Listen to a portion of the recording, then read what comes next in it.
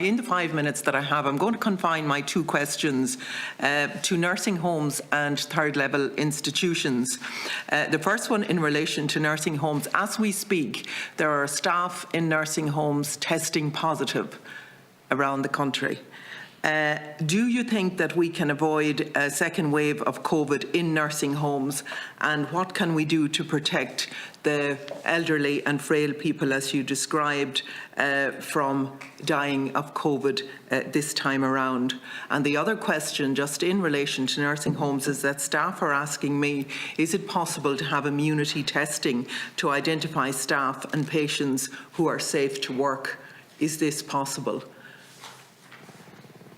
So either maybe Sam, if you could maybe address that question first. Is that okay?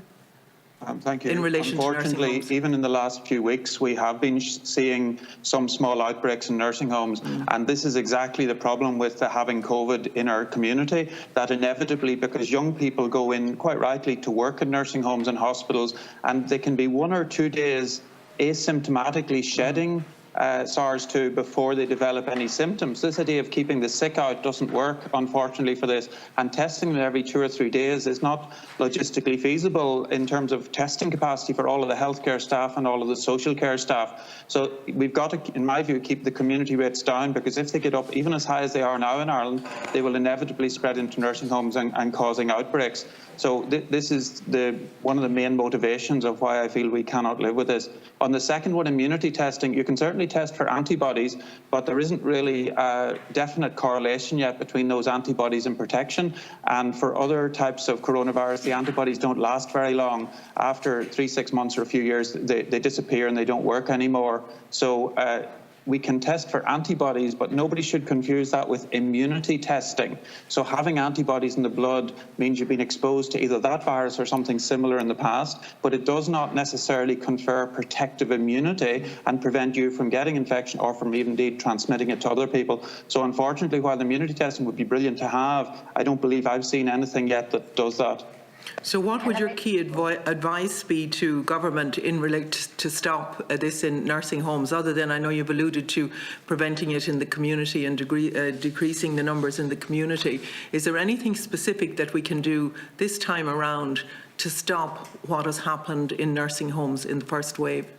So we have not historically been able to keep influenza out of nursing homes over the years, and I believe it will be impossible to prevent the re-entry of SARS-2 into nursing homes unless we control it radically in the community. So the risk of a staff member in the nursing home having it is exceptionally low. Can I make a comment here as well? Yes, please.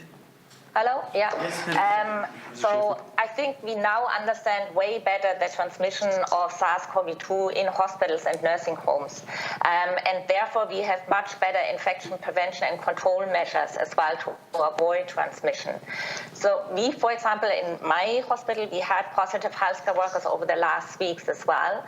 But as we have implemented universal infection prevention control measures, we had no transmission of positive healthcare workers to patients. And I think that's a crucial bit here. We understand that transmission much better. We know what infection prevention and control measures we have to put in place to avoid transmission. And I think we have to look closely at these outbreaks in the nursing homes to understand why transmission is still happening. Because definitely, if we use masks, if we use gowns and gloves and hand hygiene, if we advise people to stay home if they feel any symptoms, we should be able to control transmission at a certain level. Okay, thank you.